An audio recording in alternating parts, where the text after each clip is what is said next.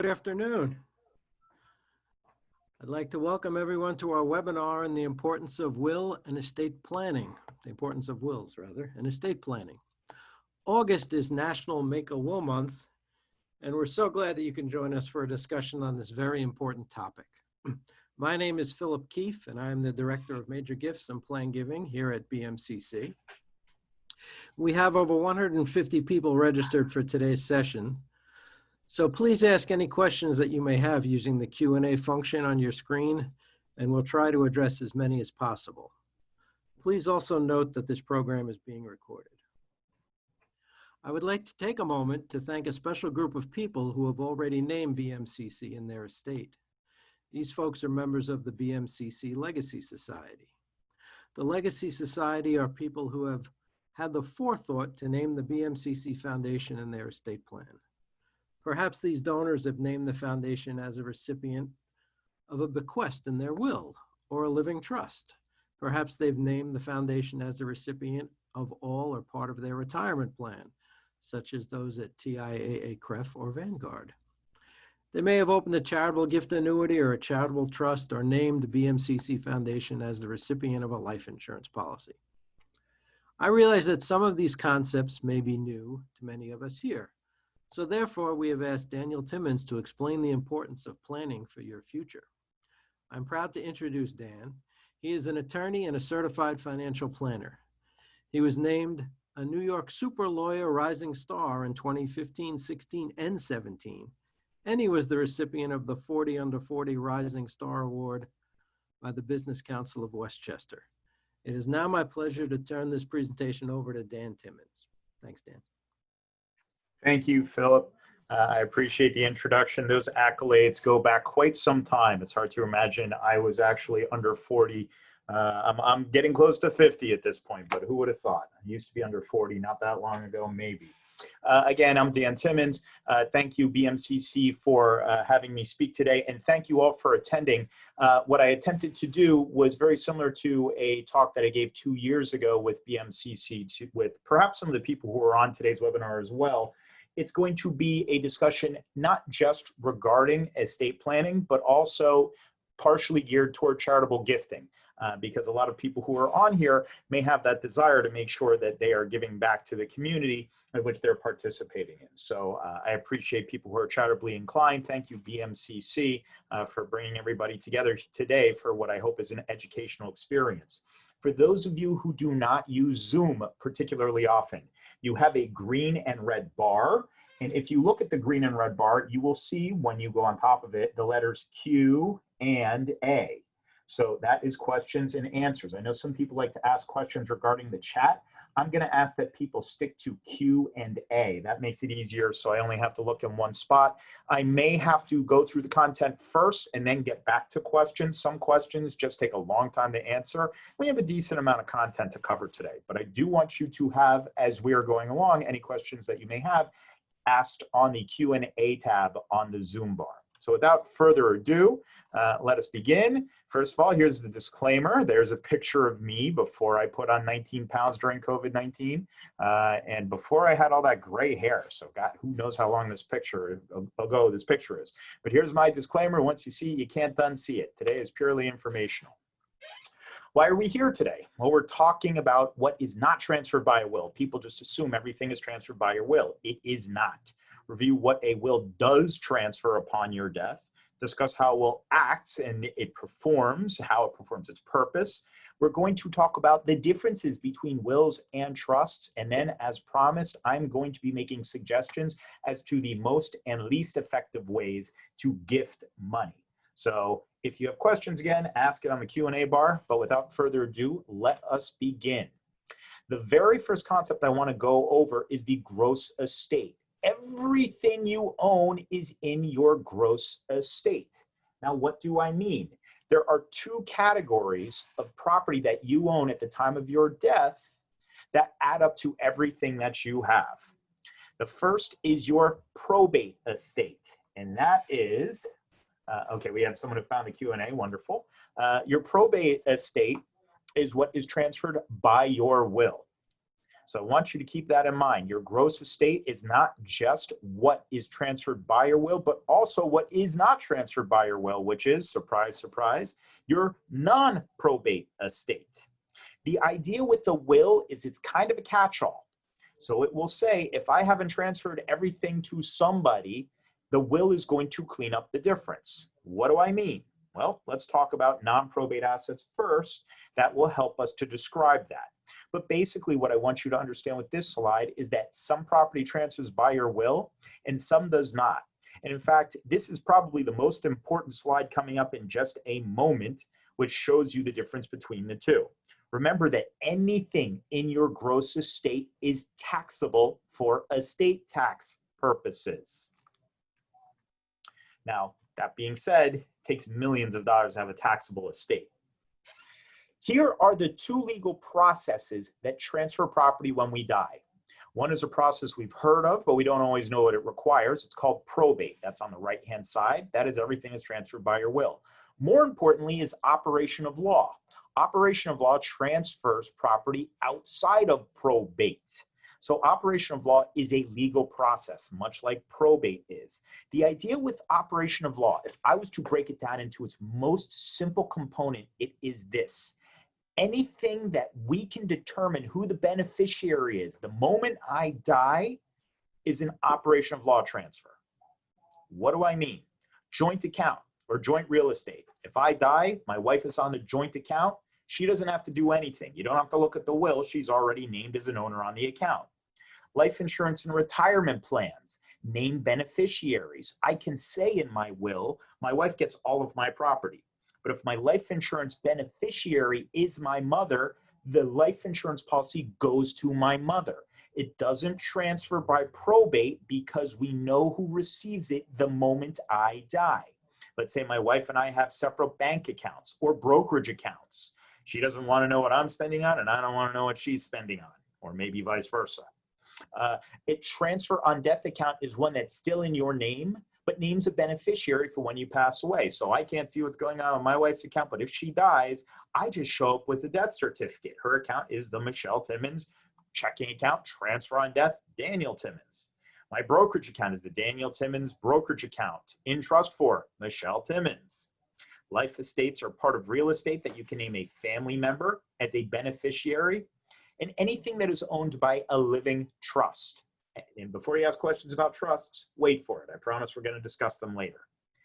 Any other property that is still in my name after I die, and we don't know who gets it because there's no beneficiary named on that account or piece of real estate or car, how do we figure out who gets it? Well, it's the will. Remember I said the will cleans up everything else. So anything that doesn't name a beneficiary, how do we determine who gets it? We look at the will. The will tell us. So for many people, like a married couple, most of their property at the first death of the first spouse may transfer by operation of law. You may never have to probate your spouse's will if you die second, because they may have named you as the beneficiary on everything. And maybe your parents even name you as the beneficiary on a bunch of their stuff. So again, we can avoid probate and we can avoid using a will. Nothing in your non-probate estate is part of your will.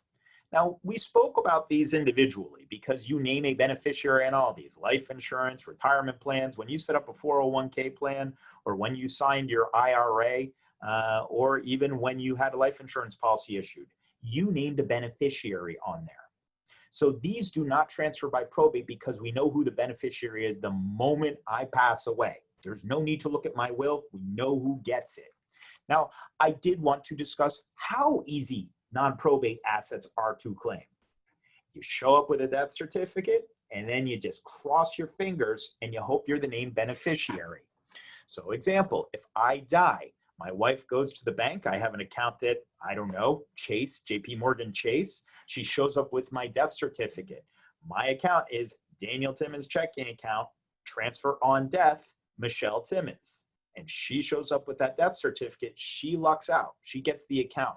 She can probably get it in the next hour, frankly. It does not take a long time to bring in a death certificate and claim the property if you're named the beneficiary. So when given a chance, it may make sense to avoid probate by naming beneficiaries on your different types of accounts. Now, I wanted to take a moment and discuss this non-probate asset regarding retirement plans. And I'm doing it because there is new legislation that came down at the end of December. You know, every December 28th, Congress passes something that completely screws with my clients' estate plans. And this year it was retirement plans, and it was called the Secure Act. There was a little bit of good that was done here and a lot that was not great for my clients. Remember what your IRA is, or your 403B. You invest a portion of your income and you don't get taxed on it now.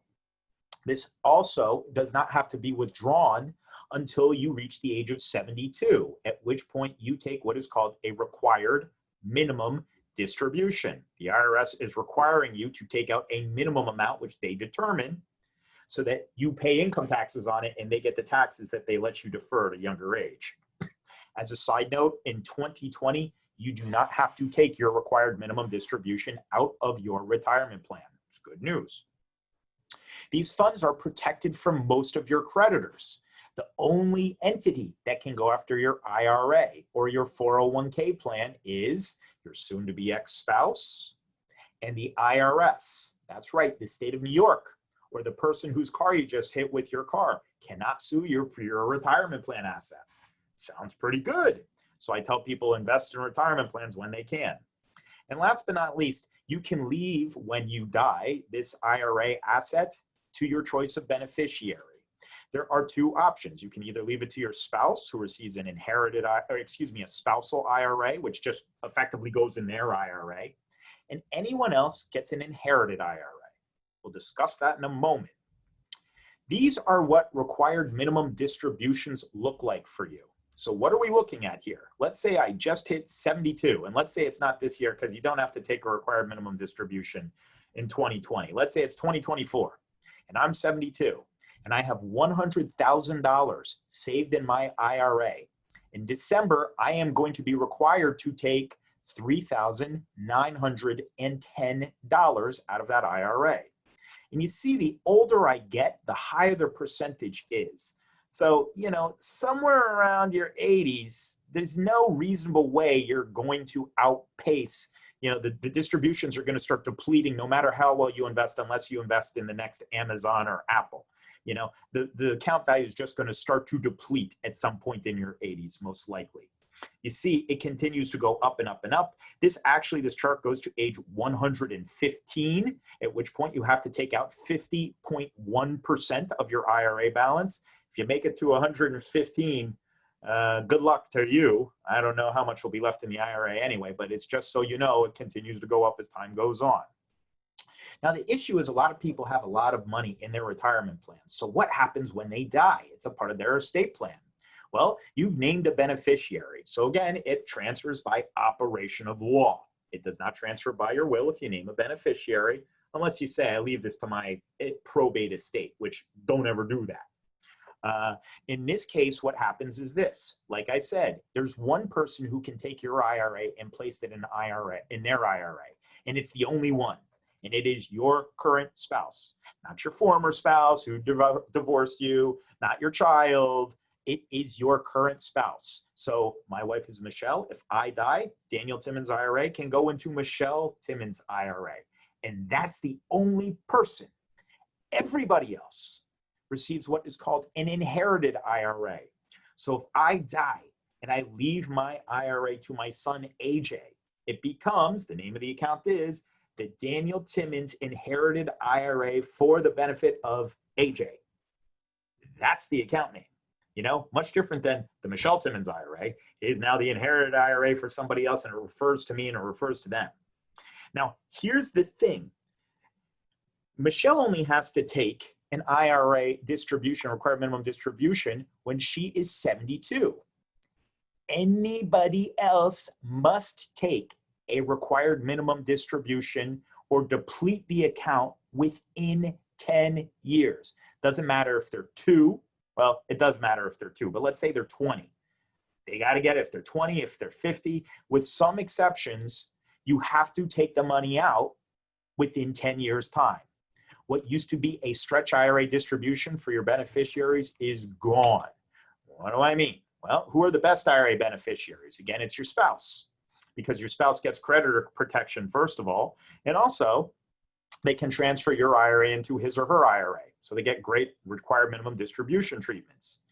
Charities. If you leave your IRA to a charity, remember, a qualified charity pays no income tax. So you're really kind of double gifting.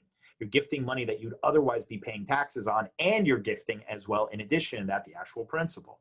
Now, if you have minors that you are leaving money to in trust, this is a good thing because, again, they can stretch IRA distributions until they reach the age of 18.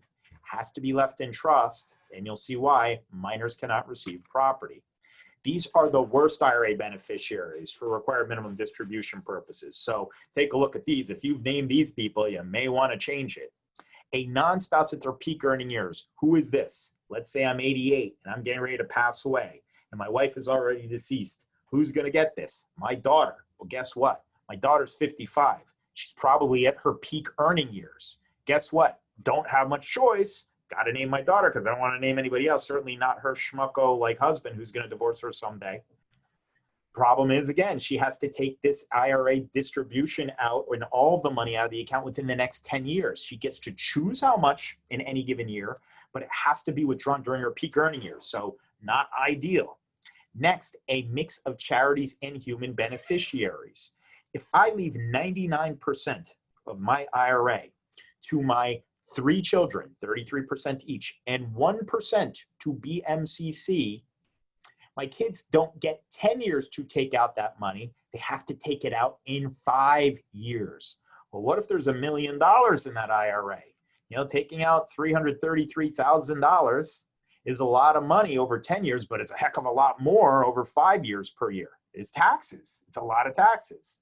So again, naming a non-human IRA beneficiary means that you have to withdraw, or I should say your other beneficiaries have to withdraw in half the time. Not a great idea.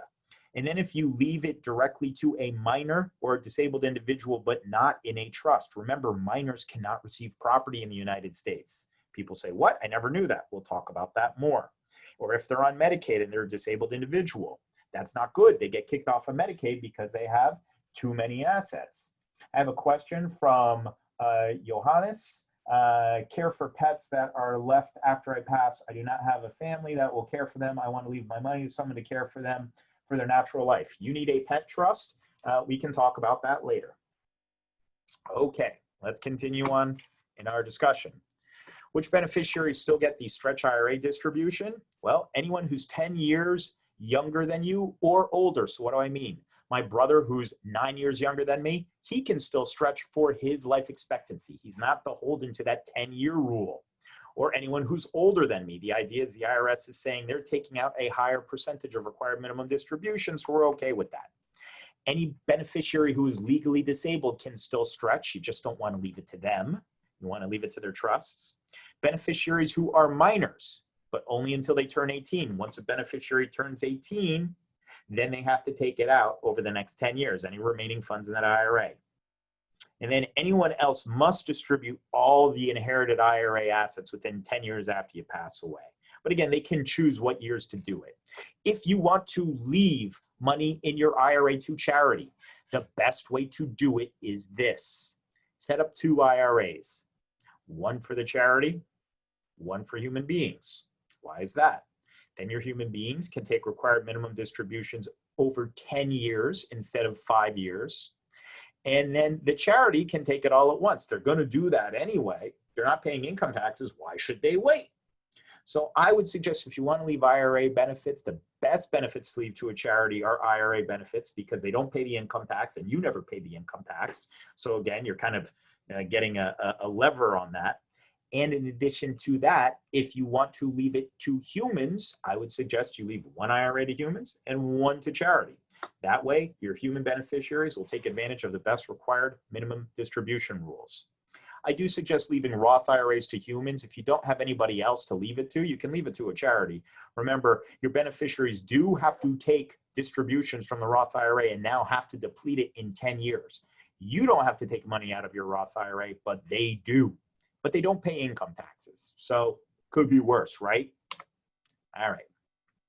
Really quickly, I did just want to comment, if you have a small bank account, it's good to change that to a transfer on death account to someone you trust. What do I mean? My wife and I have no kids. Let's say she dies. And I say, well, what's going to happen to me? My nephew says, I love you, but I don't have a lot of money, Uncle Dan. If something happens to you, how am I going to pay for your funeral expenses? If I name him the transfer on death beneficiary, good news. When I die, he shows up with a death certificate. He can pay for all of my needs regarding my burial and estate expenses. And then it's easy peasy, super squeezy. I don't have to have an attorney get paid an inordinate amount of money to collect that asset via probate. Okay, which brings us then to probate. Now, what is your probate estate? We just went through what is not probate. Well, what is probate estate? And the probate estate is everything that is not in your non-probate estate. So anything we don't know who the beneficiary is the moment I die, we have to look at my will to figure it out. And what is a last will and testament? A last will and testament is an original written or typed legal document. Photocopies rarely accepted by the court. If a photocopy is there or a draft hasn't been signed, it's not a will. It's just a piece of scrap paper. An original signed document signed by you and witnessed by disinterested people. You know, if my will happens to say everything goes to my strange two neighbors and they're the witnesses on the will, it seems a little bit funky, right? Something's not right. They need to be disinterested, non-beneficiaries. The will states who receives assets still in my name after I die. So my life insurance or retirement plan, name the beneficiary. This is everything else left over. And names a legal representative who we call my executor to down your affairs. Not sure what that meant there. They handle your affairs. Plus can name a preferred choice of guardian for your minor children. So I can say if I have a minor child, I want it to be my, my sister, not my brother-in-law. Court doesn't have to listen to that. That is submitted to the court. That's right. The will has to go to a court that oversees the probate process after I die. But it only gets probated. The will is only effective if money or a guardianship issue needs to be addressed. Plenty of wills for clients I work with never get probated because they transfer all of their property outside of probate via operation of law. I have a question. Can you create a transfer on death to a child's custodial account? The answer is yes, but you have to be able to work with the bank to do that, because they're going to have certain information regarding the account number, etc. Okay. Now, if you didn't draft a will with Uncle Dan here or somebody else, well, that's okay. The state has a plan. You wouldn't be the first person. You'd probably be the number 1 millionth and one person in this decade alone who died without a will in New York. This is who receives your property that didn't transfer by operation of law if you have no will. So remember, life insurance, name the beneficiary. Retirement plan, name the beneficiary. No problem. Those people showed up. Had a co-op. And I said, I don't care to draft the will. I'm just going to let other people deal with this. Well, if I have a spouse and a spouse alone, my spouse gets 100% of that piece of real estate. If I have a spouse and children, my spouse is entitled to the first $50,000, and then the rest gets split 50-50 between my spouse and my children. Now, I used to cruelly use this against clients when they didn't have a will and they said, should we get a will? And I would look at one of the spouses, I'd say, you know, if he or she dies, you only get $50,000 and then you split the rest 50-50 with your kids. It was cruel because I knew I was going to get the business at that point. But people are surprised to read this. If you have children and you have no will, yep, your spouse doesn't get 100% if you have kids. Let's say I am not married, okay? But I do have children, all right? Then my children receive 100% of this property that I could have left in my will, but I chose not to. The idea is, you see, the further out you go without having a family member, that is going to be the next person in line who would receive. Now, if I have children and I have no will, and my brother and sister say, hey, Dan meant to give us this property. Well, guess what? My brother and sister have no claim because my children come before them in the line of succession, right? So we live in New York. Plenty of people are unmarried, have no kids, their parents passed away, may not even have siblings.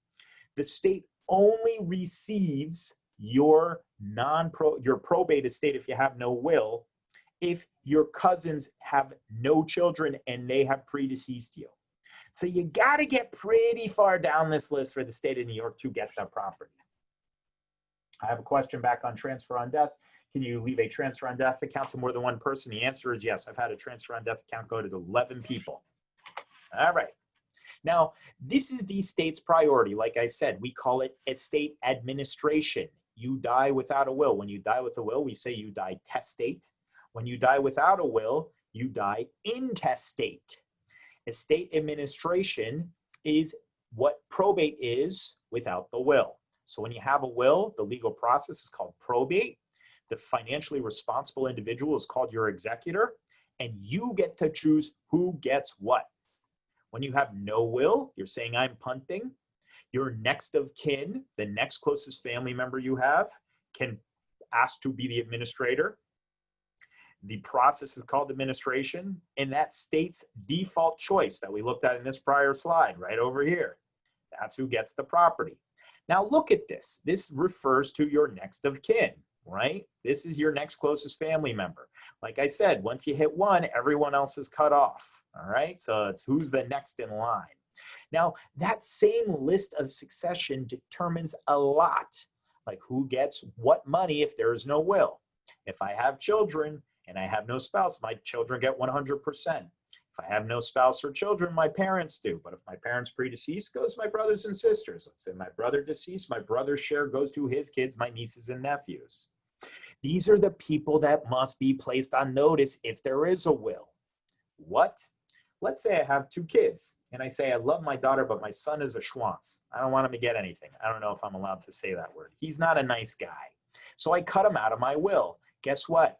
He's my next of kin with my daughter. He gets a copy of the will that says, I leave nothing to my son because he's not a nice guy. Yep, he gets a copy of the will even though he got cut out of it. Keep that in mind. Your will puts other people on notice if they are your next of kin, even if you cut them out. Determines who has the best right to serve as your executor or administrator and who can legally contest the will. Remember I said my brother and sister try to fight the will, but I have kids. They have no right. My rights passed to my next of kin. My next closest family member was my children. These are the parties that are denied if you do not write a will. Life partners. That's right. That person that you thought you were common law married to because you were with them for 42 years and they changed your diapers and everything else as you got old. Guess what? Entitled to nothing.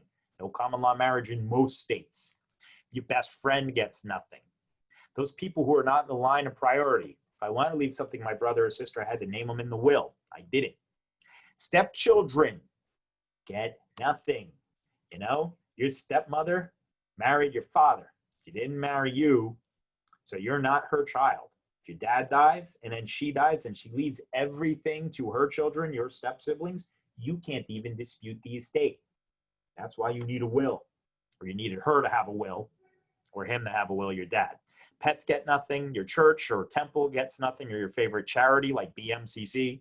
Business partners get nothing. And if you want to leave a specific gift to a specific person, you could have done that if you had a will. You didn't use a will. Okay. Here's some quick facts about your will. Your will isn't public until you die. When you die, if your will gets probated, it's public. You go to the court, your county courthouse, and it will be there in the surrogate's court. It's available for everyone to look at. Now, if your will didn't transfer any property, it never goes to the court. So that's the good news. Bad news, everyone knows if you die and you transfer property by your will, what your will says. It is public information. Like I said, the court only probates original wills. Photocopies need to be proven to be valid. It's called a lost will proceeding. They're a pain in the neck. You'll pay me a lot of money to deal with that, and I can't promise any results, so I'm getting paid up front. If a valid party cannot be found, the judge appoints a guardian ad litem. So let's say I did cut out my son, and he says, you know what, Dan, or Dad, not interested in you. I'm moving to Alaska. Well, if we can't find him when I die, he's a necessary party, right? Even though I cut him out of the will, the court's going to appoint his golf buddy, or the judge is going to appoint his campaign contributor, and that person is called a guardian ad litem, and they represent you. I have a question. Would married couples have to make separate wills, and why is this necessary?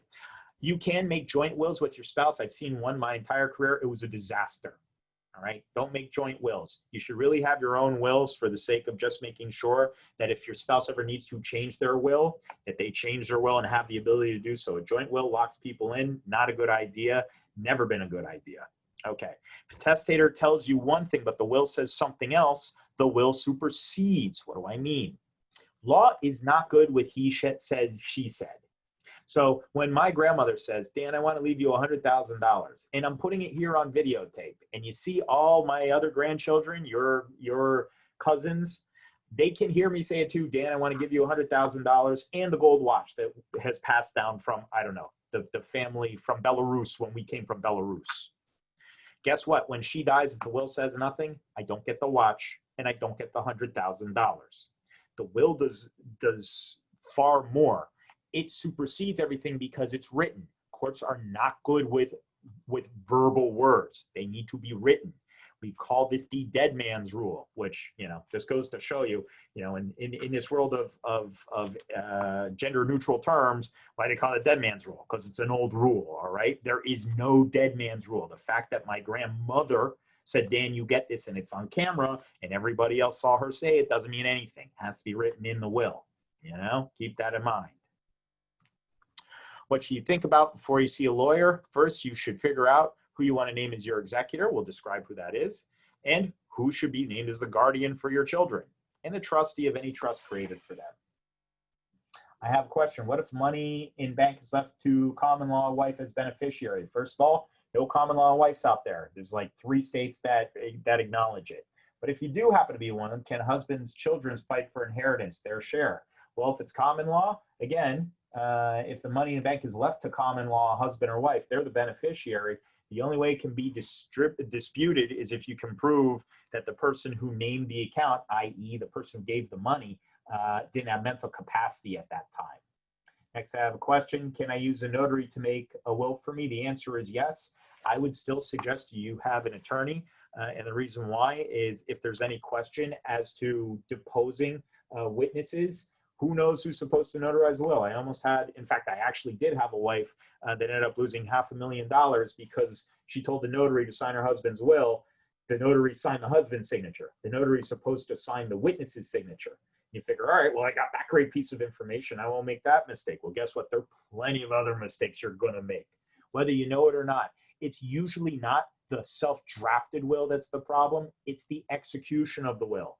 We didn't have time in this presentation to go over specific execution issues, but I guarantee you the big mistakes aren't made in that, generic document you pick up at Staples. It's in the executing of that document. So just keep that in mind. Okay, continuing on. Facts about wills. Like I said, minors cannot receive money directly from a will. And in fact, if you leave your life insurance policy directly to a minor, that's not good either. There's what is called a financial guardianship. I had a client who passed away. He got hit by a truck. He left a $2 million life insurance policy to his 13-year-old daughter. If something seems wrong with a 13-year-old inheriting $2 million, you're right, it's wrong. The court disallowed it. It did not allow it. No, no, no. Not a good thing. You would have to have a financial guardianship. You need to create trusts in your will that we call testamentary trusts as part of your last will and testament. Do not name minors as beneficiaries. You can name an UTMA account, which is an account that is allowed to receive money for a minor, or a trust either in your will or a separate document. You cannot completely disinherit your spouse. They have what is called the right of election. They can elect to keep 1/3 of your property. So you can't leave everything to Fifi, your girlfriend who lives upstate. You have to leave your spouse at least 1/3, and if you don't, they have the right to take it anyway. But you can disinherit anybody else, all right? So a spouse, when they say it's cheaper to keep her or him, your kids, you can get rid of them. It's no big deal. You don't have to leave them anything. Remember that a will is valid in all 50 states if you execute it correctly in the state of execution, and U.S. territories, and many other countries. I have probated wills that are in Taiwanese, that are in Spanish, that are in French. Why? Because the United States recognizes wills from those specific countries. And when I say Spanish and French, I know there are several countries. But more importantly, they recognize our wills as well. I have a question from Eugene S. Will that 13-year-old daughter eventually receive the money it wasn't willed to her? It was left to her by a life insurance policy. She receives it when she's 18. So when she turns 18, she can buy the sorority. So good. I'm glad she can wait till she's 18. Still not a great idea. Probably want to leave it in trust. When you leave a small bequest in will, sometimes I have families that are big and they say, I want to leave $5,000. That's maybe not a small bequest. But if I say I want to leave $500 to, my best friend, well, you're paying me probably somewhere in the neighborhood of $200 to $300 for every person that I have to mail something to say, hey, guess what? Your best friend died. Here's the paperwork you got to sign. Make sure to send it back to me. Here's the stamp that you're going to have to pay for, et cetera, et cetera. $500 is probably a cost that you're going to have to pay an attorney per beneficiary. So you probably don't want to leave small bequests to people in a will. It's nice, but you're really paying the attorney as well. In facts about will, like I said before, execution is just as important as the actual contents of the will. When I have people who draft their own wills, they're not good clients for me. They want to do their own thing. That's fine. They'll become great clients when they die because their will, whether they knew it or not, they executed it wrong. It's all messed up. And now you have to pay someone like me 5 times the amount of money to fix it if I can. And many times I cannot. Now, people ask, what is probate? When I die, the will gets probated. What does probate mean? Probate is a legal process which commences after your next of kin agree to have your will probated. Remember the son that I have that doesn't like me? He can fight. He's my next of kin. He has to agree to the will. If not, he has to fight. I'm not saying he's going to win, but he can fight. So once everyone agrees, or one of the persons gets told you lose and the will moves forward in the court, where the court grants the appointment of a legal representative called your executor, who represents your estate as if he or she was you. Your executor can do everything that you could do while you're alive. So again, if I die, Michelle is my executor. Michelle becomes Daniel Timmons. She can do everything that I could do during my life. This person, your executor, collects assets that are still in your name. The life insurance and retirement plan should be gone. But what about the apartment that I own, in the car, in the bank account? Well, in that case, that person, the executor, is going to collect it so they can pay my creditors. They can bring or defend a lawsuit. So if I die because of medical malpractice, they can bring a wrongful death or medical malpractice lawsuit. And they pay any remaining assets to the beneficiaries named in my will. So my executor's job is to wrap up my affairs. And the process in New York is pretty close to the same as other states. There are worse states to probate wills than New York. There are better states. New Jersey's really easy. Connecticut's a pain in the neck. It is what it is. I have 3 quick questions. If I live in New York and I have property in Trinidad, West Indies, can I do one will for both countries? The answer is yes, and you probably do. In each will, you'd want to say this will has to do with the property in the United States. And in the Trinidadian will, you want to say this has to do with all the property in Trinidad and Tobago. So there's your answer. And thank you. That is from Nadine. Craig, can I name an executor? Can I name as executor an individual who is also named as an inheritor, as a beneficiary? The answer is yes, Craig. In fact, that's what happens most of the time. Typically, I will name my spouse as my beneficiary and my executrix or executor. Executor is a gender neutral term. But the answer is yes, that usually happens, not always. Here's a question from Denise. Can 13-year-old that I mentioned before be put as beneficiary of savings account and he'll have access upon turning 18? The answer is no. You have to place it into an UTMA account unless there is an adult co-signer. So if you're willing to say, I'm leaving this to my 13-year-old nephew and his mother as joint account holder, that will work. You say, this is going to transfer to my 13-year-old nephew when I die and he's 13. The answer is no. You may have to have a financial guardianship, which means that Uncle Dan, that's me, gets paid a lot of money to help out. So again, you don't want to do that. You don't want to leave assets outright to minor beneficiaries. Okay. I wish I had more time. I would describe how probate progresses in New York. Basically, step 1 is there's paperwork. Step 2, we have to get your next of kin to agree. And if they don't, we have to bring them into court. If no next of kin complain, the will is admitted or submitted to the court and it's admitted by the court. The person who brought the will tends to be your executor, gets what are called letters testamentary. It is an actual letter from the court, and it has the state seal and everything on it. It's pretty. And it says this person is now the executor to this estate. The executor confirms to the court how much the estate is worth because the estate has to pay a filing fee. The court wants to make sure, A, that property is getting transferred, but B, that they're getting the right amount, because the more you leave via your will, the more the state is getting paid. Yep, goes to New York. It's pretty reasonable, believe it or not. The highest you will ever pay to the state is $1,250. That's if you leave $500 million. We have someone who lives in Delaware. The law is very different. The answer is, don't know. Have to talk to a Delaware attorney. Delaware has special laws of its own. They tend to be very friendly toward businesses as well as fiduciaries. So the answer is, of all the states in the Northeast, Delaware is probably one that's the most different from New York. Sorry, I don't have a better answer for you, but I can find you a referral in Delaware. And last but not least, how does probate progress in New York? All debts are paid, a final income tax return is filed, and the taxes are paid, and any remaining funds are distributed to the beneficiaries. Now, again, if you thought the beneficiaries get paid off the top, you are wrong. This is the list of who gets paid. So if there's only $50,000 in your estate and you have $60,000 of debts, guess what? The beneficiaries aren't getting paid anything. What do I mean? The first party that is entitled to get paid is the funeral home.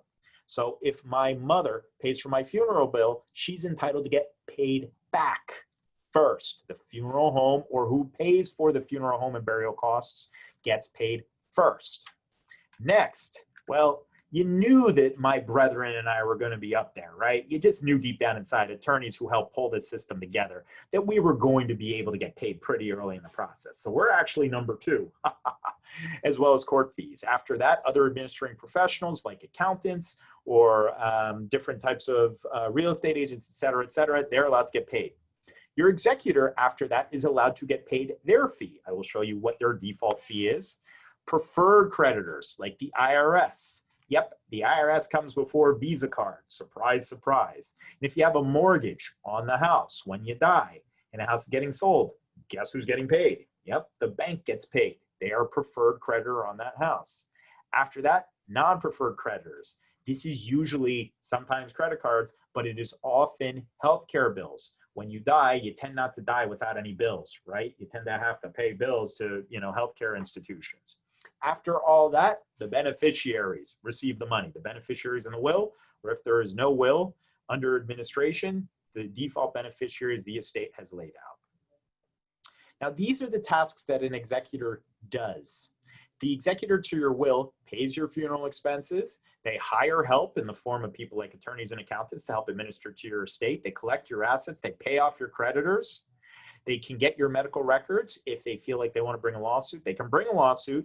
They can clean out your closet, and ultimately they give the money to the beneficiaries. Like I said at the top, the executor steps into your shoes. They become you. Now, this is what an executor gets paid by default. If you are silent in your will, again, this only affects property that didn't transfer through operation of law. So your retirement plan or life insurance that went to a beneficiary, your executor didn't have anything to do with that. So they're not getting paid on that.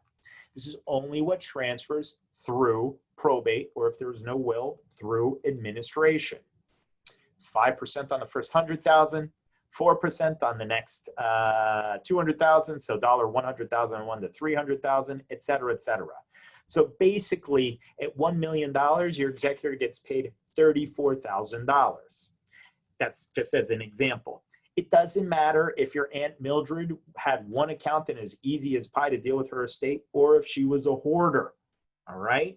So sometimes it makes sense if you're creating a will to define what commission you want to leave. You think you have an easy estate, maybe you say, I don't want them to get paid this much. They get paid $2,000, Aunt Mildred's case where she's a hoarder, feel bad for you. Guess what? Your executor doesn't have to do the job. Once they see the apartment, they can say, I'm not interested. I'm not going to be executor. Well, you messed up. You should have paid them more maybe. So remember, these are just defaults. Now, debts when a person dies. Remember, you don't have to pay another person's debt. And sometimes your spouse doesn't have to pay the debt either. If a person dies leaving debts, that person's estate pays for it. And specifically, their probate estate. This gets complicated. I get sometimes where people leave all their property using transfer on death accounts and life insurance and retirement plans. And guess what? All of that is private. The will is public. The creditor is looking for money. right? But they see no will because all the property was transferred outside of probate through operation of law. So creditors can get confounded a little bit this way. I'm not saying you should do that. I'm saying I have seen it a lot, and a lot of creditors get confounded and upset about it. Now, if there's not enough money to pay the debts, debts do not pass to relatives. So if my estate under my will is worth $10,000 and I have $50,000 of debts, my family doesn't have to pay those debts. It's my debts, and it dies with me because I didn't have enough money to pay them all. They get that $10,000 from my estate. The rest of it, nothing, they just eat the difference. The big thing is you should have all debts paid before beneficiaries receive an inheritance. I knew this slide would get a whole bunch of questions. So here we go. First one from Jason. Does not debt passing to relative include not passing to spouses? It depends on a case-by-case basis, Jason. Sometimes your spouse does have to, sometimes she doesn't, or he doesn't.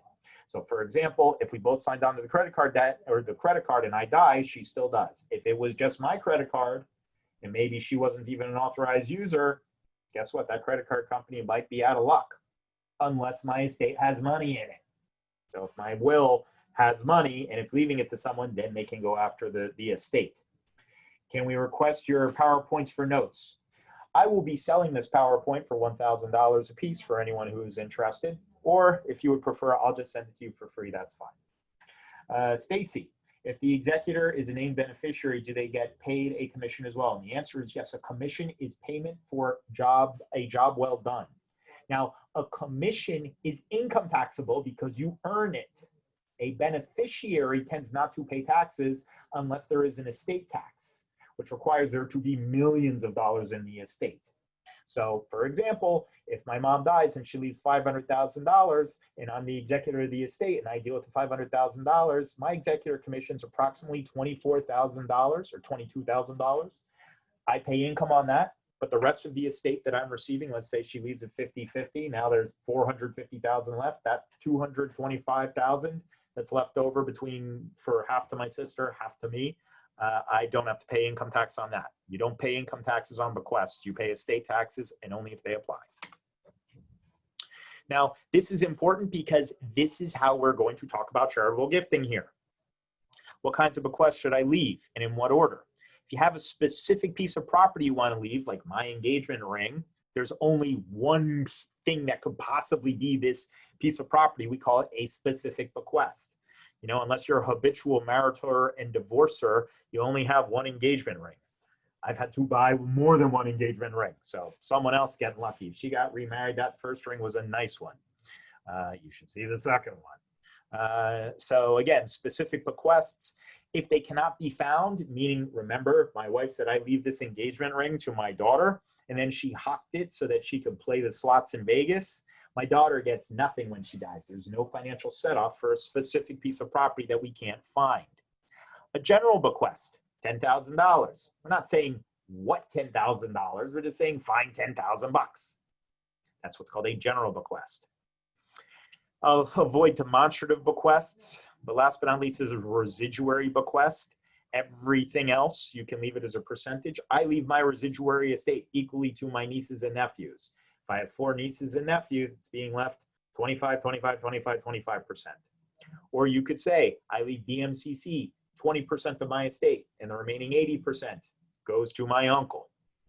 You can figure out how much you want to leave in each of these categories. It's not unusual for people to say, like a general bequest, I am leaving BMCC $50,000. $50,000. Where's that coming from? We're not saying we don't know. That's a general bequest. I leave them a percentage of my leftover estate.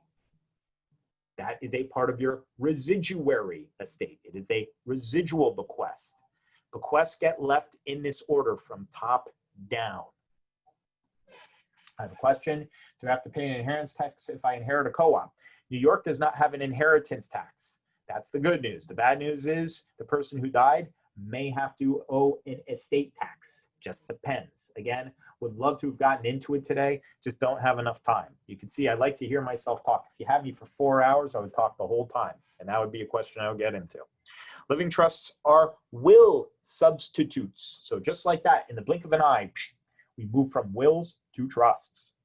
Trusts are written legal documents that I create with people as well. Wills are documents that state effectively, this is what I want to have happen to my property. Well, trusts do that too.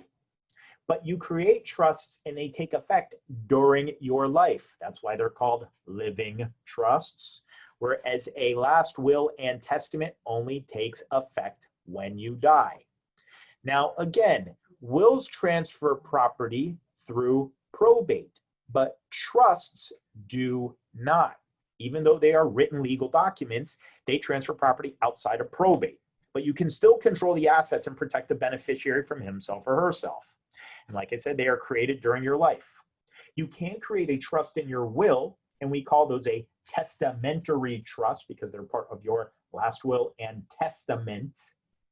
The idea, though, is they tend to be a little bit smaller, the sections, because they're not their own document. They're a part of your will. Most importantly, living trusts avoid court oversight. The court is an essential and necessary party to probate. A court is not required for trusts. Let me answer a few quick questions. Two from Susan. Should I sketch a will from online form before I consult an attorney and potential executor? Do you recommend a downloadable form for will and other documents? If you came to me, for example, with Staples will or a will from LegalZoom.com, I'd say I don't really want to look at this will. It's not a good use of my time or another attorney's time to kind of look at like a cheap will that some online program has created and then kind of dispute it. I don't know, and I don't mean to make it sound like it's a flippant response. I know it comes off that way. Really not. Like I said, anyone who's a do-it-yourselfer, not a good client for me. That's okay. I understand they want to do their own thing. An attorney is going to look at a will like that and say it's just not even appropriate. They're going to find plenty of reasons not to like it, and they're not going to want to review it. I had someone who said, I'm going to draft the will and I want you to fix it up for me. And I said, it's going to take me more time. I'll have to actually charge you more to fix the will that you brought me than just for me to do it from scratch. Next question is, do trusts apply to events that happen during my life? The answer is, if they are living trusts, yes. If they are testamentary trusts, part of your last will and testament, the answer is no, because a will is only effective after you die. But a living trust is created and referred to and works during your life and can be used for your benefit. Trusts are legal entities which allows one person or an institution to own assets for the benefit of another. It can be yourself too, by the way. You could be the beneficiary of a trust as well as the trustee, as you'll see. Current assets must be owned in the name of the trust. So I have an example. My condo. My condo is no longer owned by Dan Timmons. It's owned by the Daniel Timmons Revocable Trust. What about my bank account? The bank account is now owned by the Daniel Timmons Living Trust. Any future asset, like a life insurance policy. Remember that 13-year-old who received that $2 million life insurance policy? Not good. What if I had left it to the Daniel Timmons Revocable Trust? The trust would say, 13-year-old doesn't get this money, but the money can be used for her healthcare and education expenses and to buy clothing, and then it goes to college spending, and then when she turns 25, 30, and 35, she gets some of the money. That's what a trust is for. It says all these operation of law assets, when we leave them to minors or substance abuse or people who abuse substances, we're protecting them from themselves by leaving it to a trust. The owner is not free to use these assets except according to the provisions of the trust. If I create a trust for myself, my trust provisions are going to say, Dan can use this trust for whatever he wants. But the next trustee has to listen to what I want. I'm like the puppet master over the trust even after I die, because I write it down into the trust. This is what the trustee shall do. And like I said, a trust can be set up within a will, a testamentary trust, or a living trust. I'm going to go to a few quick questions. I answered Susan's question there. Philip, if you can take it off. I have one from Miss Lindsay. Can living trusts extend after death, or would you have to do a will separately? No, a living trust is a will substitute. A trust should deal with property during your life and when you pass away. You should still probably have a will, because remember, if something, as you'll see, is not named after the trust, what happens to it? We don't know. We need the will. But generally speaking, a trust should be able to substitute your will if you do all the work properly. From Jason, how much should we expect to pay a lawyer to charge for will preparation? Do we need a lawyer with a firm that will execute the will? Or is it just having the will enough? And how often should we update the will? Wow, that's its own presentation in its own. I need to like take a sip of water to answer that. I tell people during presentations how much I tend to charge for wills. It's not a big secret. I don't think it's helpful for other people not to know. For a very simple will, I charge $1,000. For a complex will, it's probably twice that much. If it's a couple, we'll usually meet somewhere in the middle on those if the wills are close to the same. If it's a trust, you're probably looking at twice that amount of money. You tend to, I mean, when you say as a lawyer need to work for a firm, I have a firm, my law firm, but I'm the only attorney here. I have staff, but I'm a lawyer here. I would assume that you probably want to work with a lawyer who works for a law firm, but I'm not sure that that makes such a big difference because a firm can be many different sizes. Is just having the will enough? I'm not sure what you mean by that, and I'm sorry. I wish I knew better. You can ask another question and clarify that. And how often should we update the will? There's no requirement to update a will necessarily. I've probated wills that are more than 50 years old. You just may want to update it as family things change. So for example, if you did a will when you had minor kids and now your kids are 45 years old, you probably want to update the will because you probably named a guardian in the will and you didn't name your kids as your backup executors, and now you're 88 and your kids are 45. Maybe it's time for them to be named as a certain position in the will. From Susan, how do I set up trust so an account can be set up for my care and then go to the person who's a beneficiary? Well, that's what a trust is. How do you set it up? You work with an attorney or you go online to set it up. But again, you'll see that you need to really fund it correctly. The question is, where can we get your contact info for your law firm? It's at the end of this slide. Show. Okay, if you, the attorney, are the executor, what happens if I pass away? Good question. So when an attorney acts as your executor, you should always name a backup. Again, it's just like anybody else. So if I name my brother as my executor and he dies, hopefully I've named a backup. You know, if I'm a named executor in a will, I usually try to tell the person, you probably want to name a backup. And they'll say, well, who? I don't have anybody. I don't trust my family, or I don't like my family, something else.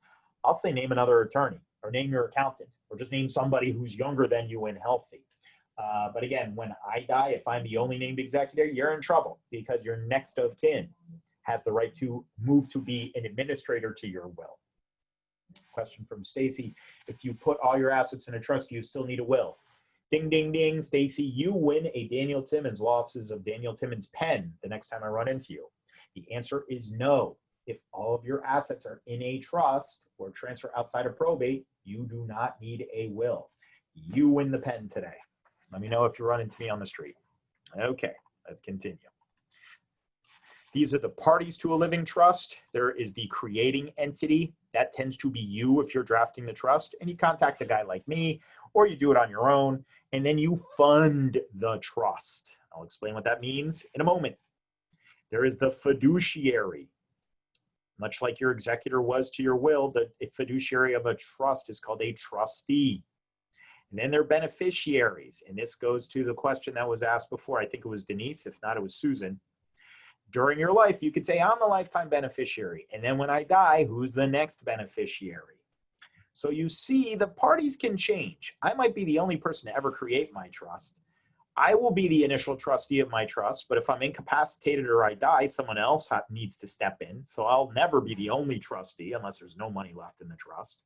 And then the beneficiaries, I may be the initial beneficiary, but there may be a backup. Maybe it's my spouse. Maybe it's my choice of charity. Maybe it's my kids. Maybe it's a combination of a whole bunch of things.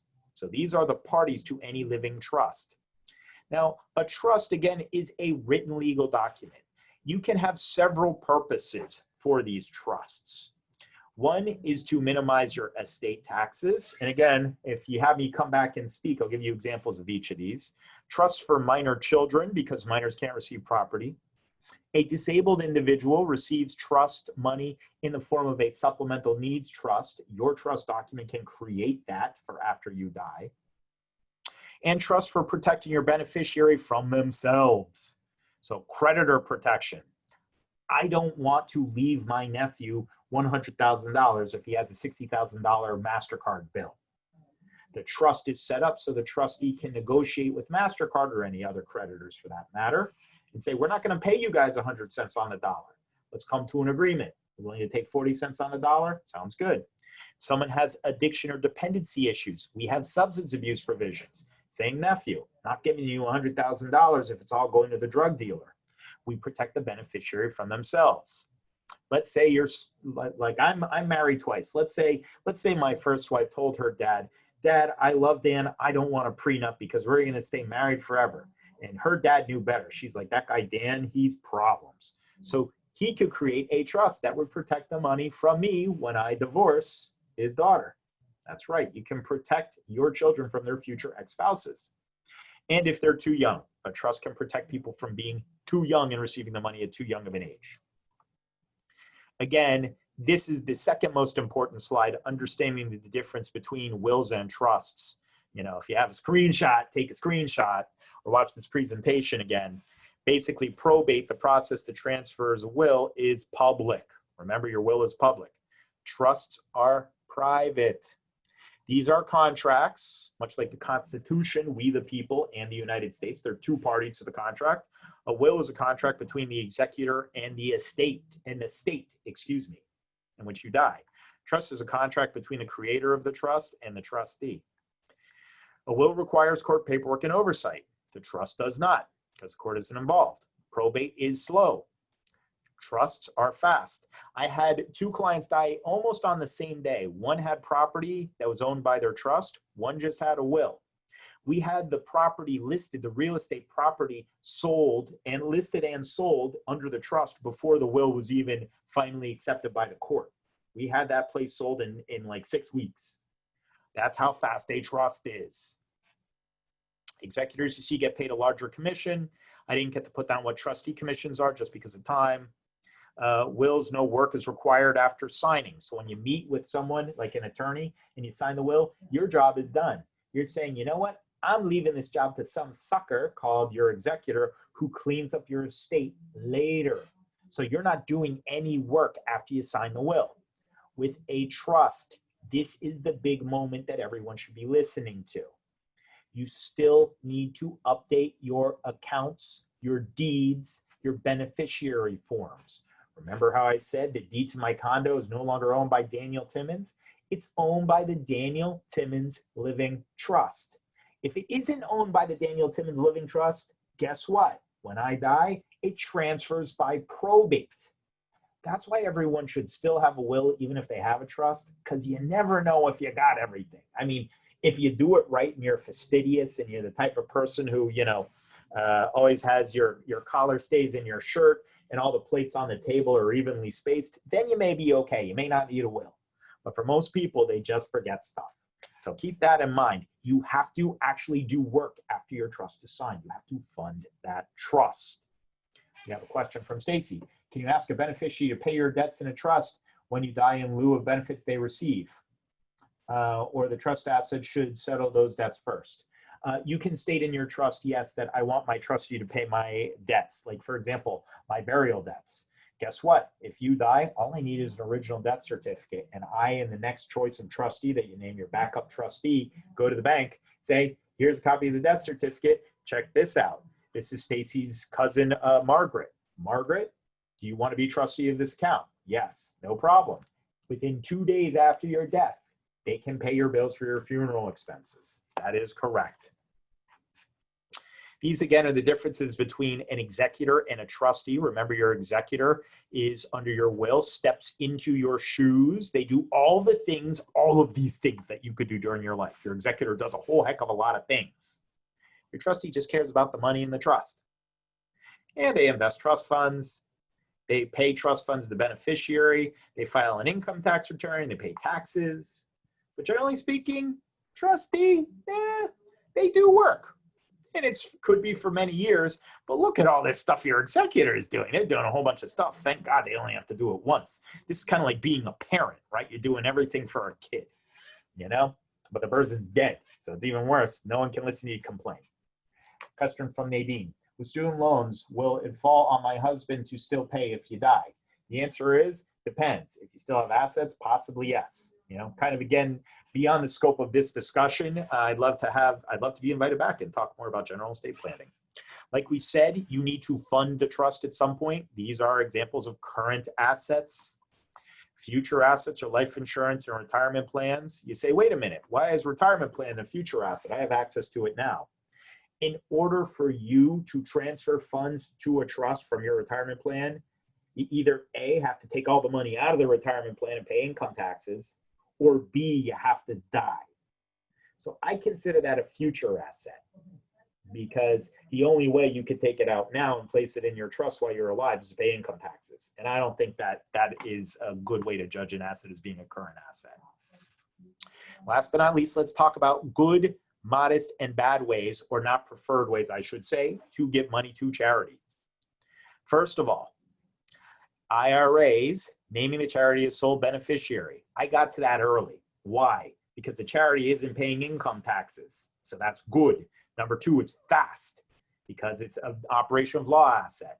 Someone just shows up with a death certificate and then they send a check out to BMCC. Good. It's also difficult for a third party to run away with that money. Why? Because the IRA institution, you know, Vanguard, Fidelity, whatever, whoever is the administrator of the plan is just going to send that asset out and the check is going to be made out to the charitable beneficiary.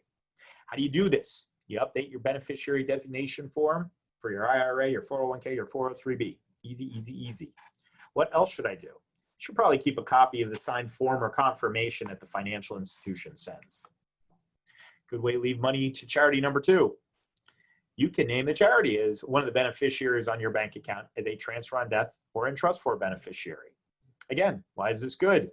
No probate is required, just a death certificate's required. Again, difficult for third parties to run away with the money. Why? The check is only going to one party, the MCC or any other charitable beneficiary name. How do you do it? You actually have to show up at the bank. I know right now in the age of COVID-19, this is not a great time to show up at anywhere, but kind of got to do that. What else should you do? Be patient. Sometimes the financial institution may require you to set up a whole new account. So if you have a bank account that's receiving all your Social Security benefits and all of your automatic payments are coming out of it, et cetera, might be a pain in the neck. They may require you to set up a new bank account. Not great, but again, it avoids probate. Question from Nari. How is a revocable living trust different from a living trust? The answer is not at all. The big difference is some trusts are revocable, some are irrevocable. I would have loved to talk about irrevocable trusts. I just don't have time to do it today. Maybe you call me back. Good way to leave money to charities number three. If they part of a trust, surprise, surprise. Thank you, Nari. You almost set me up. Why is this good? Because again, I don't need to get family members to agree. You know, my son who doesn't like me may say, I don't like BMCC. I don't want them to get anything. Well, if it's a trust, it's much harder to contest a trust. I don't need his permission to deal with the trust. For a will, he has to agree. But a trust, he doesn't have to agree, right? The money would just go. He would have to bring a lawsuit. Not easy for him to do. What do you need to do? Like I said, you need to have the trust, number one, that leaves the money to the charity. But number two, you also have to change the name of the account or the deed or the property you're leaving to the trust. My bank account is no longer the Daniel Timmons checking account. It is the Daniel Timmons Living Trust. That's the name of the bank account. What else should you do? Be patient. This requires you to absolutely retitle your accounts. Good way to leave number four, leave a set dollar amount in the will. Remember how I said you can leave a general bequest? That was I leave $10,000. You know what? Leave a flat fee to a charity. You'll see that that's actually a better way of doing it than leaving a percentage sometimes. You know, the good news is when you leave a flat fee, the charity knows how much they're going to get. When you say, I leave them a portion of everything else, they may be getting more, but they may be getting less. Who knows how much money you have left when you pass away? Wouldn't it be nice to know how much you're leaving to a charity is actually the amount you're going to be leaving to the charity? So a general bequest, a flat fee tends to be best. You do this in your will. That's a positive thing. What do? You need to update your will. All right. And good number five, use a donor advised fund. Some of these figures on here, I wish I had more time to talk about donor advised funds. Let me just put it this way. You can contribute to a donor advised fund through a financial institution. brokerage institution. You can state who you want the beneficiary to be. And then you can tell the financial institution, I'm going to give you a big amount of money this year. I want you to give it to them over the span of time, but I want the entire tax deduction this year. So I can give a donor advised fund $50,000 this year and tell them, I want you to give BMCC $20,000 this year, but $5,000 the next year, and $10,000 the next year, and $5,000 the next year, but I still get the entire income tax deduction up front. Charities don't necessarily like this. I don't blame them because they would like to get the money up front. I understand. But that's one of the features of a donor advised fund. And a lot of it is tax deductible as well. Question from Stacy. Once the trust is created, you should follow up with transferring your assets to the trust, to the name of the trust. Correct, Stacy. You get a second pen. You're just nailing this. If I need another paralegal, I'll call you on board. That's exactly what you need to do. You nailed it. Good way number 6. Gift appreciated stock while alive. For those of you who have stock that maybe you bought Amazon when it was actually $5 a share back in 1990, whatever, and now it's worth $3,000 a share. Well, if you sell it, that's a lot of capital gains tax. You're paying about, between the state of New York and federal, paying about 25% on that. But if you gift it to a charitable institution, they get the whole amount. They don't pay any tax, and you get an income tax deduction for that full $3,000 a share. Win, win, and win. Win for you, win for the financial institution, win for the charitable institution, lose for the IRS. And I think a lot of us, I don't know if we want the IRS to lose, but we don't want them to win necessarily. So this is good. Give appreciated stock to these charitable beneficiaries. This is not great way number 1. Name a charity as a residual beneficiary in a will. Now I know the MCC isn't going to like me to say this. Nothing against you guys. You know I love you. You've been great to me. But again, the problem is when you name a charity as a percentage owner of anything left over, your residuary beneficiary, New York's Attorney General steps in and they have to approve the accounting. Why? They want to make sure the executor and the attorney who worked on the case didn't charge too much money. Because surprise, surprise, when people aren't involved and charities are involved, people give charities a hard time. So New York says, no, no, no, we need to have our government agency available to review your accounting, and we're not going to let the executor or the attorney off of this and let them get free until we approve the accounting. So someone like me who's a straight shooter, doesn't bother me. It'll just cost you an extra $5,000 in legal fees. Well, you may not like that. Again, I don't want to hurt BMCC by saying don't leave them a percentage of your estate. It's just an additional fee that your estate may have to pay. I have a question from Muriel. I live in Nassau County. Can an attorney in New Jersey help me prepare my will?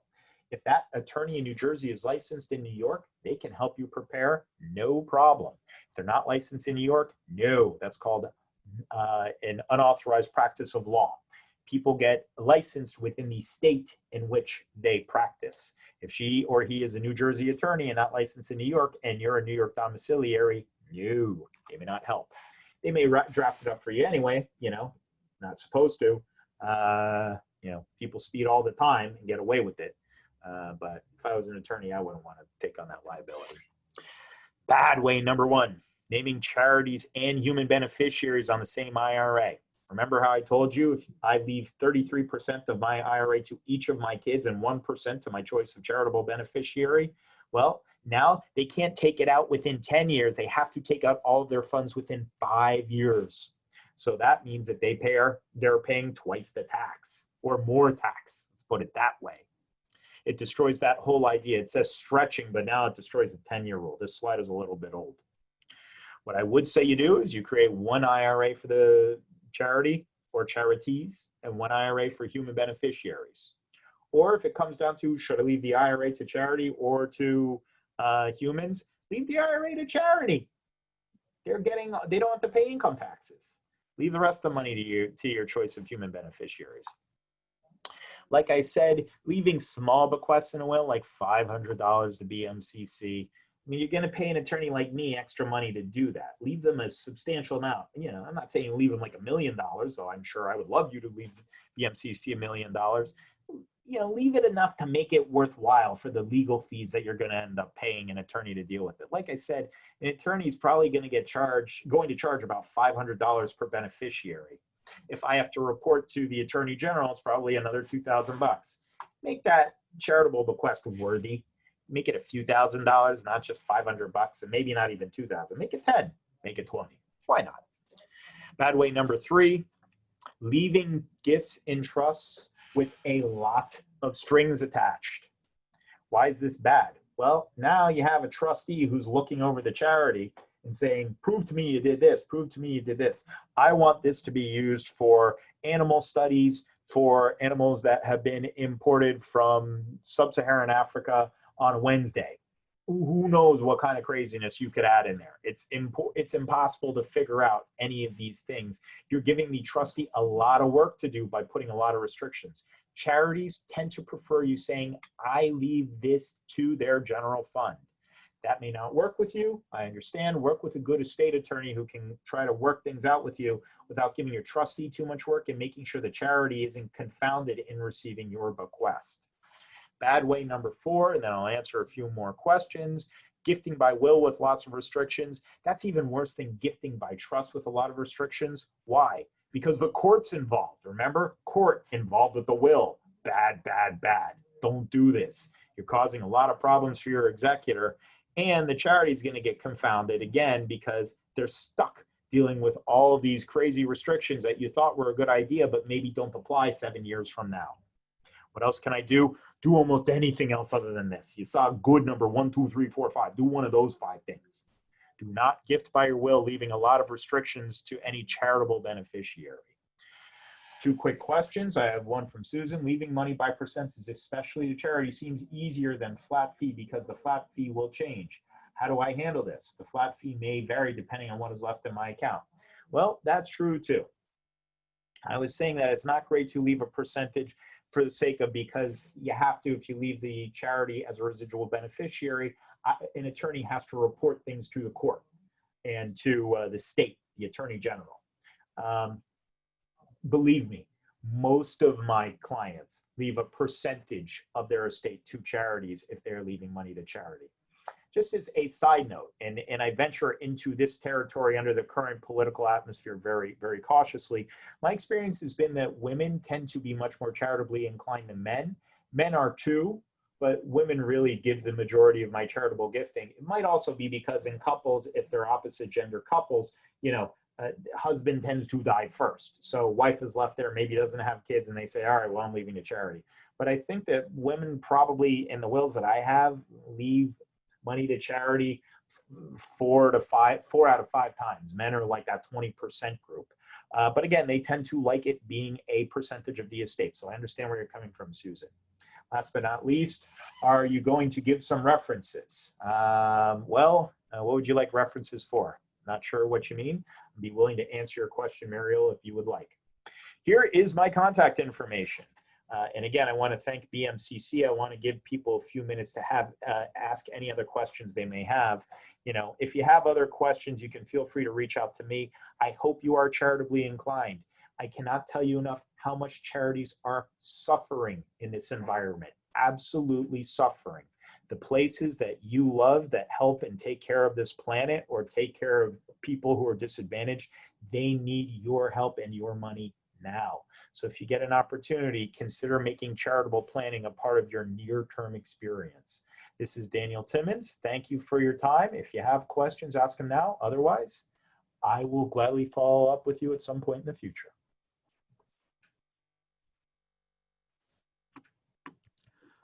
Well, Dan, I just want to thank you so much.